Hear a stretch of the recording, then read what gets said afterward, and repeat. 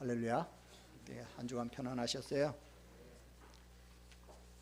오늘 부른 찬양 그 처음 들어가는 부분은 무슨 영화 음악 같아요? 무슨 음악이에요? 모르시네? 모르셔요? 모르셨어요? 아니 난 무슨 뭐 영화 음악에서 내가 들은 노래 같다 이렇게 그랬는데 감미로웠어요. 자, 우리 지난 시간에는 부활하신 주님께서 엠마오로 가는 두 제자를 만나 주심으로 주님 부활은 말씀을 들을 때 믿게 된다, 깨닫게 된다 하는 걸 보았어요. 부활은 주님의 말씀을 들을 때만 받아들여질 만큼 그렇게 인간의 이성과 경험을 초월한 신비예요. 자, 오늘은 이제 제자들이 주님의 부활에 대해서 이렇게 불신하는 장면을 봅니다. 36절 같이 봅니다. 이 말을 할 때 예수께서 친히 그들 가운데 서서 이르시되 너희에게 평강이 있을지어다 하시니. 자, 이 말을 할 때 무슨 말이에요? 우리 35절에서 엠마오로 갔던 그 두 제자가 돌아와 가지고 길에서 된 일과 예수님이 그 떡을 떼심으로 자기들에게 알려주신 그 일을 말할 때, 그러니까 엠마오로 가던 제자들이 날이 저물어 가지고 이제 거기서 예수님과 이제 식사를 했단 말이죠. 그리고 예수님이라는 걸 깨닫고 거의 한 3시간쯤 걸리는 거리를 다시 예루살렘으로 되돌아왔어요. 그러니까 아마 거의 뭐 9시 10시 정도 이제 됐겠죠. 두 제자는 사도들과 다른 제자들이 모여 있는 곳으로 가서 부활하신 예수님을 만난 경험을 막 설명하고 있었어요. 근데 그 시간에 예수님께서 갑자기 제자들에게 쑥 나타나신 거예요. 자, 부활하신 예수님의 첫 번째 말씀은 뭐였냐면 너희에게 평강이 있을지어다 그랬어요. 평강이라는 건 히브리어로는 샬롬이고요, 헬라어로는 에이레네, 영어로는 이제 피스인데요. 평강이 있을지어다 그 말은 이제 평온 상태를 이제 뜻하는 말인데요. 그 당시에 널리 사용되던 인사말이에요. 그러나 오늘 주님의 이 말은 그냥 단순한 인사말이라기보다는 부활하시는 예수님께서 다스리시는 시대에 평화가 임하게 될 것이다 라는 축복의 말씀이에요. 예수님이 태어나실 때 하늘에서 천사들이 이 땅 위의 평화를 노래했잖아요. 그걸 우리가 연관지어 보면 이 말씀은 이제 부활하신 예수님께서 거하시는 곳마다 부활하신 예수님을 만나는 사람마다 이제 평화가 깃들게 되리라 라는 축복의 말씀인 거예요. 그러니까 이 말씀은 일상적인 인사말 의미를 뛰어넘는 이제 평화와 축복의 선언인 거예요. 자, 그러면 제자들은 예수님의 이제 축도처럼 어떻게 평강을 누렸습니까? 마음의 평안이 쫙 임했어요. 부활하신 예수님이 나타나셨을 때 제자들의 반응이 어땠죠? 막 주님을 주님 막 반갑게 맞이했습니까? 아니면 무서워했어요? 37절 같이 봅니다. 그들이 놀라고 무서워하여 그 보는 것을 영으로 생각하는지라. 제자들은요 평강이 있을지어다 그랬는데 평강을 누리는 것이 아니라 오히려요 놀라고 무서워했어요. 여기 놀랐다 하는 말은 공포에 휩싸였다는 말이고 무서워했다는 말은 두려움에 떨었다는 얘기예요. 38절 예수께서 이르시되 어찌하여 두려워하며 어찌하여 마음에 의심이 일어나느냐. 자, 제자들의 반응을 보신 예수님께서요 어찌하여 라는 말을 2번이나 사용을 하시면서 제자들을 책망하셨어요. 어찌하여 두려워하며, 현재형입니다. 어찌하여 마음에 의심이 일어나느냐, 역시 현재형이에요. 그러니까 지금 예수님이 말씀하시는 순간에도 제자들은 계속해서 두려워하고 계속해서 의심하는 상태가 지속되고 있다는 거예요. 이건 그 당시 제자들의 영적인 무지에 대한 예수님의 안타까움이죠. 즉 그들의 마음에는 그들 앞에 선 예수님에 대한 공포와 의심들이 막 솟아왔던 거예요. 여러분, 그렇게 사랑하고 그렇게 믿고 따르던 예수님이 다시 살아나서 돌아오셨어요. 주님이 오셔서 하신 말씀이 너희에게 평강이 있을지어다 그랬어요. 근데 왜 제자들은 평강을 누리는 것이 아니라 오히려 놀라고 무서워하고 두려워합니까? 예수님이 살아서 돌아왔으면 반갑게 맞이해야지 왜 마치 만나면 안 되는 사람을 만난 것처럼, 무슨 빚쟁이 만난 것처럼 쭈뼛쭈뼛하면서 왜 그렇게 주님을 슬슬 피한 거예요? 부활하신 주님의 모습이 평소의 모습과 달랐을까요? 아니요, 똑같았어요. 근데 왜 제자들이 부활하신 예수님을 믿지 못하고 이렇게 의심했을까요? 제자들이 살아 돌아오신 예수님을 반갑게 맞이하지 못하고 오히려 못 만날 사람을 만난 것처럼 놀라고 두려워한 이유는 37절 때문이에요. 다시 한번 보죠. 37절. 그들이 놀라고 무서워하여 그 보는 것을 영으로 생각하는 자. 자, 제자들은 부활하신 예수님을 뭘로 생각했다? 영이 뭐예요? 그렇죠. 영, 푸뉴마라는 것은 이제 육체, 그 사르스라는 말과 반대되는 개념으로 신체를 가지고 있지 않은 상태, 즉 육체를 갖고 있지 않은 유령을 말하는 거예요. 자, 그러면 제자들이 예수님을 유령이라고 이렇게 생각한 이유가 뭐예요? 자, 엠마오에서 돌아온 두 제자가 부활하신 예수님에 대한 이야기를 막 한참 하고 있는데 갑자기 예수님께서 그들 가운데 쓱 나타나셔 버린 거예요. 이 부분은 이제 우리 누가복음만 가지고는 실감이 안 나. 이제 요한복음의 기록을 보면 좀 더 알 수 있는데요. 요한복음 20장 19절에 보면 이날 곧 안식 후 첫날, 그러니까 이제 주님 부활하신 날 그 저녁에 제자들이 유대인들을 두려워하여 모인 곳에 문들을 닫았더니 예수께서 오사 가운데 서서 이르시되 너희에게 평강이 있을지어다.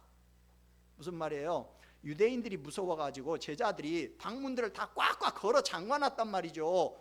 근데 갑자기 예수님이 쓱 나타나셔 버린 거예요. 그 문을 열지도 않고 문이 닫혀 있는 상태에서 갑자기 예수님이 쓱 이렇게 나타나셔 버린 거예요. 그러니까 제자들이 볼 때 유령이라고 본 거예요. 생각한 거예요. 제자들은 예수님이 부활하신 사실을 이미 알고 있었어요. 그럼에도 불구하고 부활하신 예수님을 만나니까 오히려 놀라고 무서워해요. 왜? 예수님이 부활하셨다는 말을 들었을 때는 예전에 그 예수님으로 이렇게 다시 살아나셨다는 걸로 그렇게 생각을 하고 있었지, 이렇게 문도 안 열려 있는데 갑자기 쑥 이렇게 안으로 들어와 버리는 그런 그렇게 부활하셨다는 사실을 믿지 못했기 때문에, 믿을 수 없었기 때문에. 여러분, 사람 몸이 갑자기 이렇게 요 벽에서 이렇게 쑥 이렇게 나올 수 있어요? 옛날에 그 마술사였던 그 유리겔라라는 사람이요, 그 중국의 만리장성에서 이렇게 카메라를 만리장성 이쪽 벽 양쪽에 이렇게 설치해 놓고요, 이렇게 텐트 이렇게 천을 쳐놓고 이쪽 벽에 이렇게 들어갔고 뭐 그림자가 막 속에서 움직이는 것처럼 하더니 좀 있다가 나중에 이쪽 벽으로 쑥 이렇게 나왔거든요. 그건 속임수인 거죠. 물론 어떻게 속였는지는 모르겠지만 그건 속임수인 거지. 사람이 이 벽을 이렇게 사람 몸이 벽을 뚫고 이렇게 통과할 수는 없는 거죠. 그건 누구만이 하는 거예요? 그렇죠. 하나님은 하시지만 유령이 그렇게 하는 거예요. 그러니까 지금 제자들은 부활하신 예수님을 뭘로 생각한 거예요? 유령인 줄 생각한 거예요. 제자들은요, 여러 사람들에게서 예수님이 부활하셨다는 말을 들었어요. 이미 막달라 마리아를 비롯한 여자들이 와서 예수님 부활하셨다 말했어요. 그리고요, 우리 지난 시간에 본 것처럼 베드로가 이미 이때는 부활하신 예수님을 봤어요. 여러분 34절을 다시 보세요. 지난주에 봤던 34절 보면 말하기를 주께서 과연 살아나시고 시몬에게 보이셨다 하는지라 그랬잖아요. 그러니까 베드로도 내 부활하신 예수님 봤다고 증언을 했어요. 그리고 엠마오로 갔던 그 글로바를 비롯한 두 제자가 돌아와서 또 예수님 부활하셨다, 우리가 만났다 이야기했어요. 그러니까 제자들이 이때는 이제 예수님이 부활하셨구나 어느 정도는 믿었어요. 그리고 부활하신 예수님을 만나고 싶은 그런 소망도 있었겠죠. 근데 한밤중에 갑자기 문도 열지 않고서 갑자기 쑥 그들 가운데 나타나시는 예수님을 보면서 그들은 뭐예요? 놀라지 않을 수가 없었던 거예요. 그래서 그들은 예수님을 유령인 줄로 생각한 거예요. 그러니까 지금 제자들이 부활하신 예수님을 보고 놀라고 무서워하고 두려워한 것은요, 예수님의 부활을 믿지 못해서가 아니라 예수님의 부활이 어떤 부활인지를 알지 못해서 놀라고 무서워하고 두려워한 거예요. 제자들은 주님이 부활하신 몸을 보여주셨을 때 왜 주님의 부활을 두려워하고 의심했어요? 주님의 부활을 믿지 못해서가 아니라 그들은 예수님의 육체적인 부활을 믿지 못했던 거예요. 주님의 부활은 전인적인 부활이에요. 전인적인 부활이라는 말은 영혼과 육신의 부활이란 얘기예요. 그러니까 주님이 부활하신 몸은요, 영혼만 부활하신 것이 아니고요, 우리가 보고 만지고 느낄 수 있는 전인적인 부활을 하신 거예요. 제자들이 놀라고 무서워하고 두려워하고 의심한 것은 바로 이 전인적인 부활을 믿지 않았기 때문인 거예요. 그래서 주님은 예수님의 부활은 영혼만의 부활이 아니라 전인적인 부활이다 라는 것을 증명시켜 주셨어요. 어떻게? 첫째로 주님은 제자들에게 내 손과 발을 보라 그러셨어요. 39절, 내 손과 발을 보고 나인 줄 알라. 그러니까 예수님은 유령이 아니라 실제로 육체를 가지신 몸으로 부활하신다는 것을 자신의 손과 발을 확인함으로 제자들이 깨닫기를 원하셨던 거예요.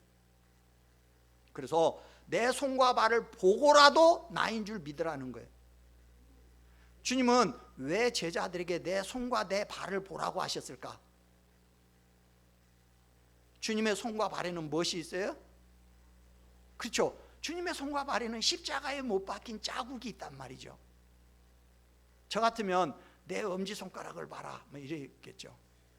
왜냐하면 내 엄지손가락은요, 한 중학교 때인가 뭐 사마귀 같은 것이 이 관절에 이렇게 나는데 이게 안 없어지고 계속 있어갖고요, 제가 이렇게 뭐 이렇게 공부하고 뭐 수학 문제 풀다가 잘 안 풀리고 골치 아프면은 여기를 이렇게 입으로 이렇게 잘근잘 이렇게 깨물었거든요. 근데 나중에 보니까 하성이라는 놈이 공부하는데 여기를 이렇게 깨물는 거여서 왜 그러냐고 봤더니 여기에 나하고 똑같이 굳은 살이 있는 거야. 그래서 아니 뭐 이런 것도 유전이 되나 이렇게 해가지고 제가 그런 적이 있는데, 우리는 여기서 이제 한 가지 조심해야 할 것이 있어요.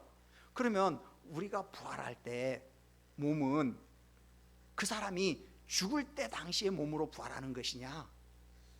여러분 어떻게 생각하세요? 주님이 죽으실 때 십자가에 매달려 죽으셨잖아요. 그러니까 손과 발에 뭐예요? 못자국이 있었을 거 아니에요. 그러니까 지금 주님이 제자들에게 내 손과 내 발을 보라 이 말은 지금 못자국이 그대로 남아있다는 거 아니에요, 손과 발에. 그러면 사람이라는 게 부활을 할 때 죽을 때 당시의 몸 상태로 부활을 하는 것이냐? 여러분 어때요?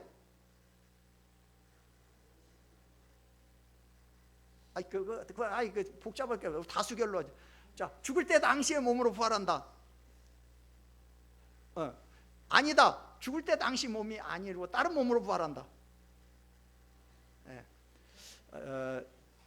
뭐 나머지 다수는 그냥 고견이 없는 아마 죽을 때 당시의 몸으로 부활하지는 않을 것 같아요. 왜냐하면 그러면 여러분 100살 살고 돌아가신 분들은 살아날 때 쭈글쭈글하게 그러면 그렇게 부활한다는 교통사고 나갖고 돌아가신 사람은 어떻게 그러면 손과 발이 잘린 상태에서 막 온몸에 상처투성이인 상태에서 그렇게 부활한다면 그건 아닐 것 같아요. 그죠? 아마 모르긴 해도 아마 가장 영광스럽고 가장 아름다운 그런 상태로 아마 부활하지 않겠느냐. 그러나 누구든지 보면 김 권사님이네, 박 집사님이네 알 수 있도록 그런 몸으로 이렇게 부활하지 않겠느냐 이제 생각이 돼요. 그러면 지금 주님께서 내 손과 내 발을 보라는 건 그럼 뭐야? 예수님은 자기가 몸이 없는 유령 상태로 부활한 것이 아니라 십자가에서 못 박혀 죽은 바로 그 예수님이다 라는 사실을 제자들에게 보여주시기 위해서, 제자들에게 주님이 정말로 몸으로 부활하셨다는 걸 보여주기 위해서 잠시 그 십자가에 못 박힌 상태의 그 상처를 그대로 아마 가지셨을 것으로 그렇게 보입니다. 아마 주님이 모르겠지만 제 생각에 영원히 그렇게 이 손과 발에 이렇게 상처를 가진 상태로 주님이 그렇게 계속 아마 부활하신 몸이 그 상태로 이렇게 계시지는 않으시겠죠. 그러나 어쨌든 부활은 우리 인간의 이성으로 모든 걸 알 수 있는 영역이 아니에요. 그러므로 너무 인간적인 생각으로 우리가 부활을 생각할 필요는 없어요. 둘째로 주님은요 제자들에게 나를 만져보라 그러셨어요. 자, 39절을 다시 읽어보죠. 내 손과 발을 보고 나인 줄 알라. 또 나를 만져보라. 영은 살과 뼈가 없으되 너희 보는 바와 같이 나는 있느니라. 주님은요, 나를 만져봐라 그랬어요. 예수님은 자기가 제자들이 생각하는 것처럼 유령이 아니다라는 사실을 증명하기 위해서 직접 너희 손으로 내 몸 만져봐라는 거예요. 예수님께서 실제 육체로 부활하셨다는 것을 너희들의 시각으로만이 아니라 촉각으로 확인해봐라는 거예요. 시각보다 촉각은 더 확실하죠, 그죠? 요한일서 1장 1절에 보면 요한이 태초부터 있는 생명의 말씀에 관하여는 우리가 들은 바요 눈으로 본 바요 자세히 보고 우리의 손으로 만진 바라 그랬어요. 무슨 이야기냐면 요한은 하나님이 거룩하신 하나님이 열등한 인간의 몸을 입고 태어나셨을 리가 없다라고 주장하는 영지주의자들을 반박하고, 아니다, 하나님이 정말 우리의 인간의 몸과 똑같은 몸을 입고 완전한 인성을 지니고 태어나셨다라는 걸 증명하기 위해서 내가 직접 손으로 만져봤다 이렇게 지금 말하고 있는 거거든요. 그러니까 손으로 만지는 것은 예수님의 육체적인 부활을 가장 확실하게 변증하는 행동인 거예요. 그래서 40절 같이 봅니다. 이 말씀을 하시고 손과 발을 보이시나. 주님은 신령한 부활을 하셨어요. 그러나 주님의 부활을 믿지 않는 제자들에게 자기가 부활했다는 것을 증명하기 위해서 손과 발을 봐라 그래놓고 직접 눈으로 보여주셨어요. 자자자 봐봐봐 이렇게.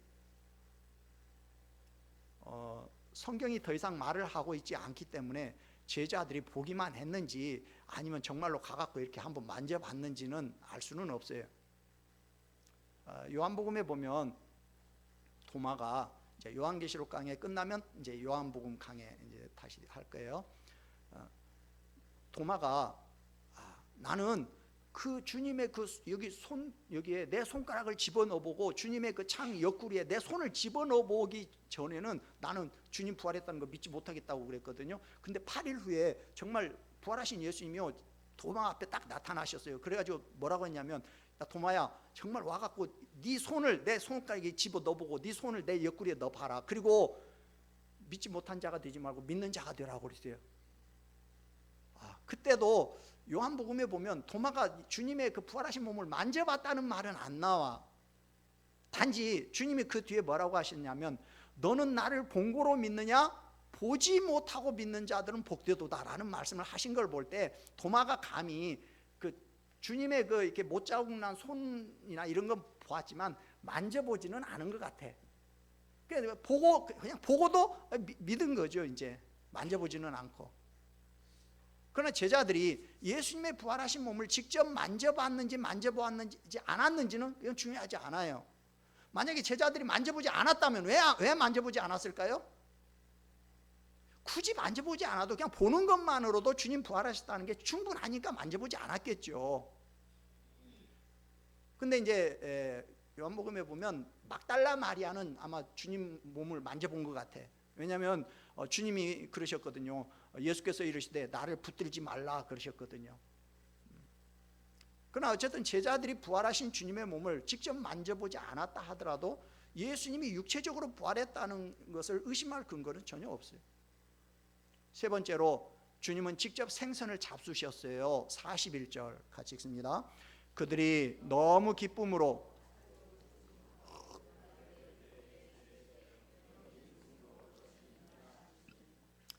예수님이 자신의 손과 발을 증거로 육체적인 부활을 증명을 했어요. 근데 그걸 보고도 제자들이 아직도 믿지 못했다고 그랬어요. 여기 아직도라는 말은 여전히 제자들이 예수님의 육체적인 부활을 믿지 못하고 있다는 거예요.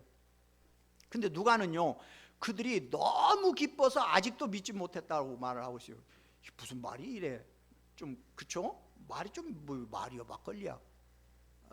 근데 이게 무슨 말이냐면, 사람이 상상조차 못했던 너무 기쁜 일을 만나면은요, 이게 정말 꿈이야 생시야 이렇게 하잖아요. 그걸 이야기하는 거예요. 제자들은 주님이 부활하신 그 주님을 만나니까 기쁨이 너무 커갖고 도대체 이게 지금 생시야 꿈이야, 이런 상태였다는 거죠.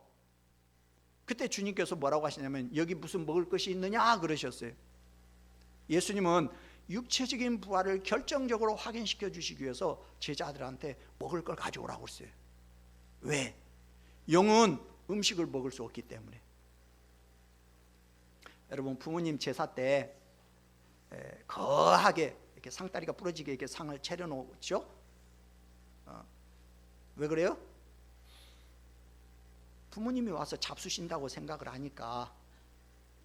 그러니까 뭐 살아생전에는 그냥 꽁보리밥만 드셨어도 그냥 와서라도 뭐야, 그냥 하얀 쌀밥에 그냥 그것도 그냥 위로 막 이렇게 훅 그냥 막 올라오게 뚜껑도 안 닫힐 만큼 막 이렇게 하고, 그리고 막 평소에 막 이렇게 못 먹었던 괴기 반찬도 해서 올려놓고, 또 떡도 막 칭칭칭칭 해서 막 쌓아놓고. 왜 그러는 거예요?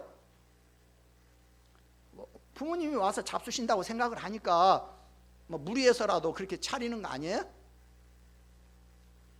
아닌가? 그러겠죠? 네. 근데 여러분 그 부모님이 와서 이렇게 차려놓은 거 이렇게 고기랑 야 고기 너무 짜다 뭐 그러시면서 이렇게 떡은 맛있다 막 그러면서 이렇게 잡수신 거 본 적 있어요? 여러분, 영혼은 그 사람들이 이제 그러면 이제 아니 돌아가신 부모님이 어떻게 뭐 그냥 영혼이 와서 드신다 이제 이렇게 사람들은 이제 말을 하거든요. 근데 여러분, 영혼은 식사를 안 해요. 흙에서 나온 음식은요, 흙으로 만든 몸이 살아가는 데 필요한 거예요. 하나님의 생기로 만든 인간의 영혼은요, 하나님의 입에서 나오는 말씀을 먹고 사는 거예요. 아니 뭐 음식 많이 차리세요. 많이 차려가지고 거기다 와서 드시라고 챙기는 게 아니라 많이 차려갖고 그 형제들 같이 맛있게 그냥 나눠서 드시려고 많이 차려하세요. 그러려고 용도를 그런 용도로 많이 준비하시면 돼요. 아무리 많이 차려놔도 안 먹는다니까. 몸이나 음식을 먹는 거지 영은 음식을 안 먹어요. 근데 오늘 42절 3절 같이 읽죠. 이에 구운 생선 한 토막을 드리니 받으사 그 앞에서 잡수시다. 자, 주님은요 몸의 부활에 대한 결정적인 증거로 식사를 하셨어요. 그 말은 무슨 얘기예요? 예수님은 지금 유령이 아니라 영혼만 부활한 게 아니라 몸이 부활했다는 증거인 거죠. 왜? 제자들이 주님이 몸으로 부활했다는 것을 믿지 못하니까 주님이 직접 음식까지 드셔본 거예요. 내가 몸으로 부활했다는 걸 보여주시기 위해서. 부활하신 예수님이 생선을 잡수신 것은 예수님이 유령으로 부활한 것이 아니라 몸을 가진 전인적인 부활을 하셨다는 걸 증명하기 위해서 그렇게 하신 거예요. 예수님은 제자들의 흔들리는 믿음을 확신이 있는 믿음으로 굳히실 뿐만 아니라 오고 오는 세대의 많은 사람들이 예수님의 육체적인 부활을 의심하지 못하도록 그걸 명확하게 식사를 하심으로 증명해 주신 거예요.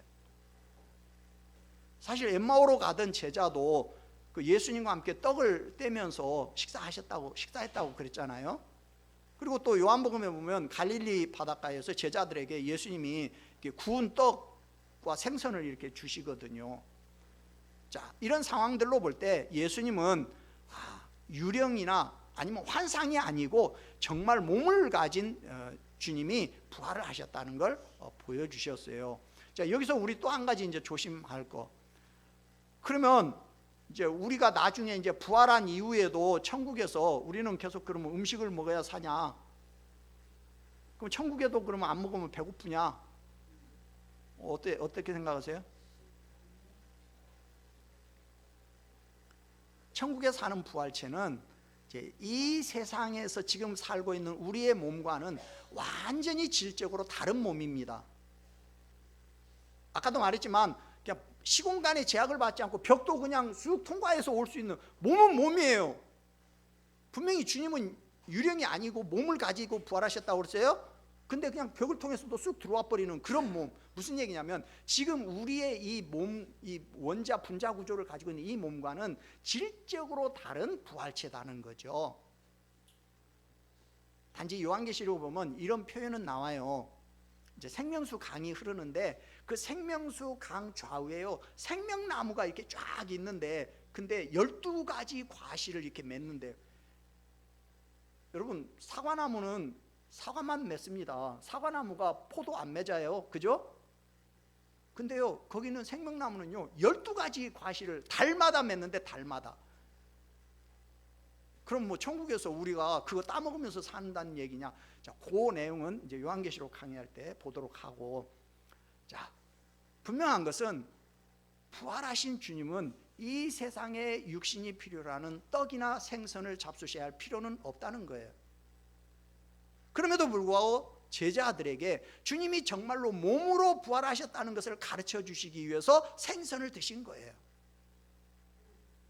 주님은 얼굴과 얼굴을 보고 만지고 느낄 수 있는 이런 전인적인 부활을 하시는 거죠. 여러분은 부활에 대해서 어떻게 생각하십니까? 부활을 믿습니까? 자, 이 부분에 대해서 우리는 의심의 여지가 없어요. 예수님의 부활의 역사적인 증거는 많아요. 예수님의 부활은 실제 사건이에요. 제자들은 이 사실을 믿었기 때문에 다른 사람들에게 주님의 부활을 전할 수가 있었던 거예요. 그들이 전한 메시지는 단순합니다. 우리가 십자가에 못 박은 예수를 하나님이 다시 살려내셨다. 우리가 직접 봤다. 우리가 증인이다 하는 거예요.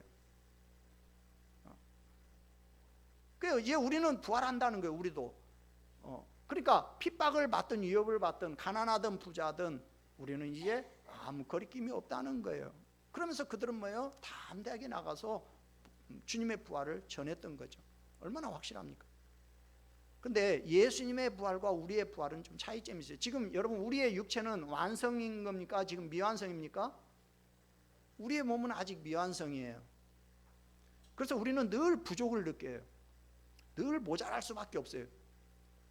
그러나 우리가 부활하면 이제 달라집니다. 주님이 재림하실 때 이제 우리가 부활을 하는데요. 그때 우리는요 부활의 몸을 갖고 이제 주님의 혼인잔치에 이제 참여하게 되거든요. 그때 여러분 무슨 뭐 희끄무레한 유령 같은 것들이 이렇게 왔다리 갔다리 하고 그런 거 아니에요. 여러분들이 분명히 볼 수 있는 전인적인 부활을 합니다. 부활의 몸으로 우리는 주님을 만나게 되는 거예요. 그때 우리의 구원은 이제 완성이 되는 거예요. 그러니까 우리의 구원은요 영혼의 구원만이 아니에요. 육체도 구원을 받아야 해요. 자, 우리의 영혼은 언제 구원을 받아요? 예수님을 우리가 믿고 영접할 때 구원을 받아요. 그러면 우리의 몸은 언제 구원을 받아요? 물론 예수님을 영접할 때 구원을 받아요. 그러나 우리의 몸의 구원의 완성은요 예수님이 재림하시고 우리의 몸이 부활할 때 그때 완성이 돼요. 그러니까 우리는 예수님을 믿음으로 이미 구원을 받았지만 그러나 아직은 구원의 완성이 아닌 상태인 거예요.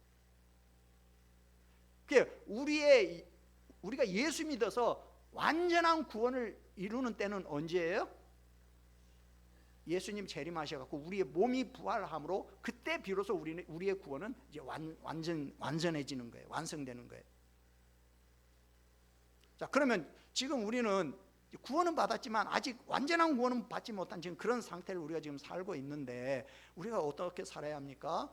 자, 우리는 구원의 완성을 기다리면서 살아야 해요. 부활의 능력을 가지고 살아야 해요. 아직 부활이 이루어지지는 않았지만 부활의 능력이 내 삶에 나타나게 살아야 해요. 첫째로 우리는 부활에 대한 의심을 떨치고 분명하고도 온전한 신앙 고백을 가지고 있어야 해요. 인간의 마음이라는 건 살아있는 생명체와 같습니다. 그래서요 끊임없이 뭔가를 만들어내요. 그 주된 생산물 중에 하나가 뭐냐면 바로 두려움과 의심이에요. 자, 근대 철학의 아버지라고 불리는 데카르트는 바로 이 인간의 의심을 자기의 철학적인 방법론으로 채용을 해요. 가지고 그는요 완전하고도 철저하게 규명되지 않은, 밝혀지지 않은 것은 어떤 것이든 받아들이면 안 된다 이렇게 생각을 한 거예요. 그래가지고 이제 그의 명제가 뭐냐면 이제 뭐 나는 뭐 생각한다, 고로 나는 존재한다. 그것도 결국 거기서 나온 거예요. 뭐냐면 모든 걸 다 의심하고 모든 걸 다 이제 이렇게 부정하다 보니까 결국 나중에 남는 것은 의심하고 있는 자기 자신만은 확실하다는 거죠. 사람요, 의심 덩어리예요. 물론 이제 이런 의심이 무조건 잘못됐다 이렇게 말할 수는 없어요. 왜냐하면 뭐 과학이나 이런 부분에 있어서 이제 이런 의심으로 인해서 결국 이제 긍정적인 뭐 결과를 도출해내는 것들도 많이 있으니까. 그러나 믿음에 관해서는 어떻습니까? 아주 부정적인 영향을, 믿음에 아주 부정적인 영향을 끼친 것이 바로 이 의심이에요. 오늘날도 얼마나 많은 사람들이 이 의심의 노예가 돼가지고 스스로 불신과 두려움에 빠지는지 알 수 없어요. 정말 의심하고 두려워해야 할 것에 대해서는 전혀 무방비 상태로 있으면서 믿음에 관한 한 의심하고 주저합니다. 왜 오늘날 물질 문명이 최고적으로 발전하고 있는데 사람들의 마음은 그렇게 더 황폐해져 가고 있습니까? 왜 사람들이 기쁨과 생기를 잃어가고 있습니까? 그것은 의심의 포로가 되어서 신앙 안으로 들어오지 않기 때문인 그런 거예요. 특히 예수님의 부활, 몸의 부활을 믿지 않고 의심하기 때문에. 주님은 우리가 분명한 부활 신앙 위에 서도록 부활하신 모습을 제자들에게 직접 확인시켜 주셨어요. 영으로 부활하신 것이 아니라 육체로 부활하셨음을 음식을 잡수심으로 증명해 주셨어요. 우리의 신앙에서 의심을 제거하고 우리는 확신을 가져야 해요. 여러분, 죄수의 몸으로 이제 로마로 압송되어 가는 이제 사도 바울이 압송되어 가는데, 근데 큰 풍랑을 만나 가지고 결국 이제 죽을 지경에 이르죠. 그때 바울이 뭐라고 한지 아세요? 그러므로 여러분이여 안심하라. 나는 내게 말씀하신 그대로 되리라고 하나님을 믿노라. 하나님이 바울에게 뭐라고 말씀하시냐면, 네가 로마에도 가서 이 복음을 전해야 한다. 그리고 이 배에 있는 사람들 너한테 주겠다고 말씀하셨거든요. 나는 하나님이 말씀하신 그대로 될 걸 믿는다. 그 얘기는 뭐예요? 니들 이 풍랑으로 안 죽는다. 왜? 바울이 로마에 가려면 어쨌든 살아남아야 로마까지 갈 거 아니에요. 그러니까 나는 이 풍랑이 안 죽는다. 그리고 너희들도 안 죽는다. 나 이거 확실하게 믿는다는 거예요. 지금 생사의 존폐에서요, 사람들 다 두려워하고 무서워하고 있는데 바울이 그렇게 담대할 수 있었던 건 왜 그래요? 바로 이 의심하지 않는 믿음이 확실하기 때문에. 이런 흔들리지 않는 믿음을 가진 사람이 성도가 진짜 성도인 거고 하나님의 일을 할 수 있는 거예요. 죽은 나사로를 살리신 주님이 말씀하셨어요. 나는 부활이요 생명이니 나를 믿는 자는 죽어도 살겠고 무릇 살아서 나를 믿는 자는 영원히 죽지 아니하리니 이것을 네가 믿느냐 그러셨어요. 여러분, 죽은 나사로가 다시 살아난 것은 주님이 부활하신 것과는 다릅니다. 앞으로 우리가 이제 주님 재림 때 부활할 것과도 달라요. 그렇지만 죽은 사람이 다시 소생했다라는 점에서는 부활을 예표하고 있는 부활의 그림자인 거예요. 그러니까 우리는 예수님을 믿어서 죽어도 다시 살고 그리고 영원히 죽지 않는 몸으로 산다라는 사실을 믿습니다. 왜? 주님이 말씀하셨으니까 믿는 거예요. 이 부활신앙에 대해서 여러분들이 조금도 의심하지 말고 분명한 신앙을 고백할 수 있기를 바랍니다.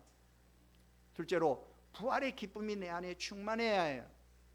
자, 당시 제자들이 감격하면서 기뻐해야 할 상황에 오히려 두려워하면서 의심했던 것은 그들이 주님의 몸의 부활을 믿지 못했기 때문이에요. 우리 역시도 이 부활에 대한 믿음이 없으면요, 제자들처럼 예수님을 모시고 있으면서도 의심 가운데서 불안해하면서 두려움에 사로잡힐 수 있어요. 요한복음 16장 22절 보니까 지금은 너희가 근심하나 내가 다시 너희를 보리니 너희 마음이 기쁠 것이요 너희 기쁨을 빼앗을 자가 없으리라. 자, 부활할 때 주님을 보면요, 기쁨이 있다는 거예요. 우리는 부활할 걸 믿어요. 그리고 부활하면 영원한 기쁨을 누리면서 주님과 함께 살 것을 믿어요. 우리는 이 사실에 대해서 추호도 의심하지 않습니다. 그렇다면 이 부활의 기쁨을 우리가 꼭 부활한 후에야 누리는 것이냐? 아니죠. 아직 부활하지 않은 지금도 충만히 우리는 이 기쁨을 누려야 해요. 그 부활의 기쁨을 미리 우리가 이 땅에 살면서 맛보기로 맛보는 것이 뭐냐면 주일 예배예요. 이게 오늘 우리는요, 이 부활의 기쁨 속에서 살아야 해요. 나는 죽지만 다시 부활한다. 이 기쁨을 가진 상태로 살아야 하는 거예요. 그것이 진정한 부활신앙을 가진 사람인 거예요. 세 번째로 부활신앙으로 인한 평강을 누려야 해요. 사람들은 평안을 원합니다. 평안이라는 건 소극적으로 말하면 안정을 말하는 것이고 적극적으로 말하면 평강을 말하는 것인데요, 여러분 모두 다 평강을 원합니다. 그렇지만 모두 다 평안을 누리는 건 아닙니다. 동물들은요, 배만 부르면 평안해요. 그렇게 무섭고 으르렁대는 사자도요, 배 부르면요 코앞에서 토끼가 왔다 갔다 해도 안 죽여요. 근데 사람은 안 그래요. 사람은요 엄청나게 배가 불러갖고 배 터져 죽을 게 생겼어도요, 그래도 또 더 가지려고 해요. 그것 때문에 인간들은요 평강이 없어요. 평강이. 그래서 사람들한테 평안이 없는 이유가 뭐예요? 배고파서 평안이 없는 것이 아니라 두려워서 평안이 없는 거예요. 왜 그렇게 배가 불러 터지는데도 더 가지려고 그래요? 지금은 내가 배가 터지지만 내일은 배가 부를지 안 부를지 두렵다는 거죠. 그러니까 미리 싸놔야 한다는 거죠. 여러분 세상에 평생 먹을 걸 이렇게 싸놓고 사는 존재는요 인간밖에 없어요. 자기만 먹고 살 것이 아니라 자기 자식들, 손자들까지 먹고 살 걸 싸놓아도 그래도 부족해. 인간밖에 없어요. 여러분 두려움이 있으면요 평안이 없어요. 의심하면요 평안이 없어요. 아무리 많은 걸 가져도 평안하지 않아요. 양심이 편하지 않고 나중에 주님 재림했을 때 심판받을 게 평안치 않고, 좋은 침대에 누워도 잠이 안 오고 아무리 맛있는 걸 먹어도 소화가 안 되고 미래에 대한 불안으로 늘 두려움에 떨고 있고, 두려움 중에 으뜸되는 두려움이 뭐냐? 바로 죽음에 대한 두려움이에요. 죽음의 공포에 쫓기는 사람은요 절대로 평안을 누릴 수 없어요.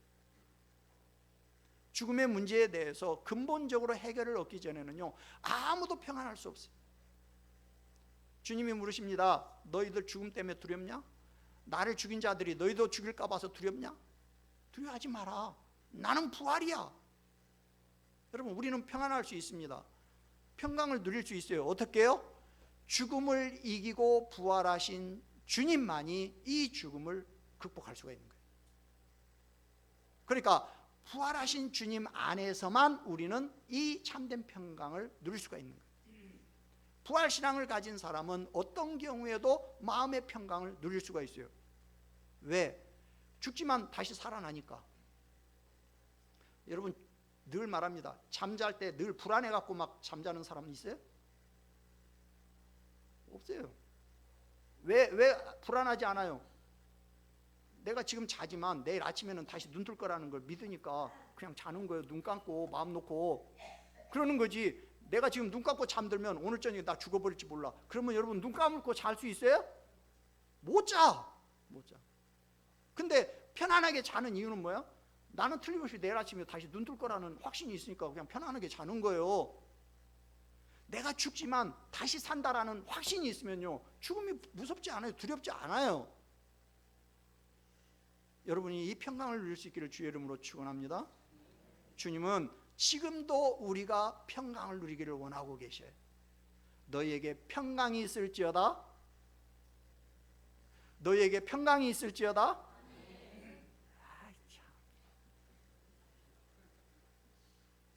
옛날 최식 목사님 와갖고는 막 해다니까 아멘 잘도 하더구만. 여러분 평강을 누리시는 부활신앙은요 환경을 이기고 환난을 이기고 유혹을 이기고 두려움을 이기게 부활의 능력으로 여러분들의 현실을 이기십시오. 부활의 능력으로 자신과의 싸움을 이기십시오. 그리고 주님이 주시는 평강을 누리시기를 주의 이름으로 축원합니다. 말씀을 정리합니다. 제자들이 두려워하고 무서워하고 의심한 이유가 뭐예요? 주님의 부활의 약속을 믿지 못했기 때문에, 주님의 부활 방식을 알지 못했기 때문에, 자기 눈으로 주님이 비참하게 돌아가신 것을 지켜봤기 때문에 그렇게 죽은 사람의 몸이 다시 살아날 거라는 사실을 그럴 리가 없다고 생각했기 때문에. 여러분 부활은 인간의 지식이나 상식이나 인간의 경험의 한계를 초월합니다. 부활은 인간의 상식이나 경험으로 다 이해할 수 있는 게 아니에요. 단지 성경이 부활한다라고 약속하고 있기 때문에 우리는 그 성경 말씀대로 우리의 몸은 죽지만 다시 부활할 것을 믿습니다. 그 이상 성경이 말하고 있지 않은 것을 알려고 애쓰지 마세요. 그러면 잘못되면 이단으로 갈 수 있어요. 반대로 성경이 말하고 있는 부분에 대해서는 우리는 분명히 알고 있고 믿어야 해요. 여러분 따라하십시오. 나는 죽어도 다시 산다. 나는 죽어도 부활한다. 이 부활신앙으로 무장하셔서 이번 한 주간도 언제 어디서나 두려워하지 말고 주님이 주시는 평강을 누리는 그런 삶이 될 수 있기를 주님의 이름으로 축원합니다. 아멘. 우리 찬송 413장 찬송하고 기도하겠습니다. 불안하다면 이유가 뭡니까? 건강 때문입니까? 직장 때문입니까? 자녀의 문제 때문입니까? 돈 때문입니까? 그게 무엇이 되었든지 간에 근원을 추적해 가면 결국에는 죽음이 있습니다. 우리가 죽음을 극복하지 못하면 마음의 평강을 누릴 수가 없어요. 죽음을 극복하는 방법은 하나밖에 없습니다.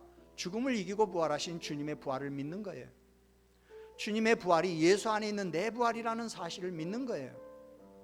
오늘 주님은 내가 두려움과 의심에서 벗어나 평강을 누리기를 원하고 계셔요.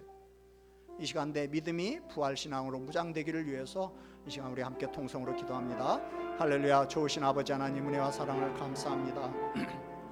주님, 오늘 예수님께서 제자들을 찾아오셔서 너희들에게 평강이 있을지어다 주님 축도해 주셨는데, 그러나 아버지여, 부활을 믿지 못한 제자들은 평강을 누린 것이 아니라 오히려 불안해하고 두려워하고 무서워했던 걸 봅니다. 아버지, 오늘 이 시간 우리 사랑하는 성도님들에게 하나님 아버지, 내가 비록 죽지만 나는 주님 안에서, 예수님 안에서 다시 나는 산다, 부활한다는 이 분명한 믿음을 하나님 갖게 하시고, 아버지여, 우리가 어떤 경우에도 두려워하지 않게 하시고 하나님 앞에 영광을 돌려드릴 수 있는 담대한 부활의 신앙으로 무장하는 우리 성도님들이 다 될 수 있도록 은혜를 더하여 주시옵소서. 하나님 아버지, 내 인생이 큰 풍파로 무섭고 어려워도 내 영혼이 평안한 것은 오직 주님의 부활신앙에서만 가능한 줄 믿습니다. 마귀가 우리를 삼키려고 입을 벌리고 달려와도 예수 부활, 내 부활을 믿는 사람은 평강을 누릴 줄로 믿습니다. 우리 모든 성도님들을 이 시간 부활신앙으로 무장시켜 주시옵소서. 그래서 내 지은 죄가 아무리 주홍 같을지라도 예수님 안에서 부활할 것을 믿음으로 영혼의 평강을 누리게 하여 주시옵소서. 주님 재림하셔서 온 세상을 심판해도 나는 주님과 함께 영원한 복락을 누릴 걸 믿고 평안을 누리는 우리 성도님들 되게 하여 주시옵소서. 이번 한 주간 사람을 무서워하지 않게 하시고 알 수 없는 이유 때문에 두려워 떨지 않게 하시고 부활신앙으로 평안을 누리는 그런 한 주가 될 수 있도록 은혜 위에 은혜를 더하여 주시옵소서. 감사하고 예수님의 이름으로 기도합니다. 아멘. 여호와는 내게 복을 주시고 너를 지키시기를 원하며, 여호와는 그의 얼굴을 내게 비추사 은혜 베푸시기를 원하며, 여호와는 그 얼굴을 내게로 향하여 드사 평강 주시기를 원하노라. 아멘.